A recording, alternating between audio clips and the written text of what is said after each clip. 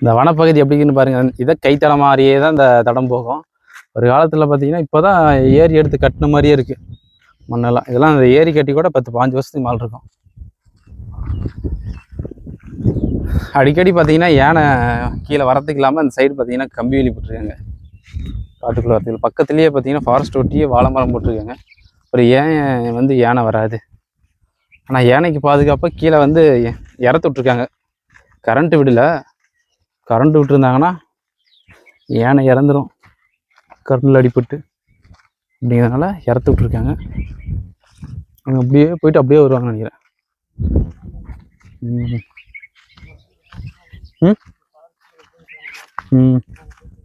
இன்னும் போய் வராங்களா?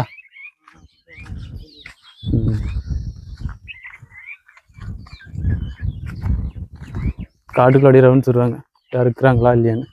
என்னமோ ஓடுதுடா.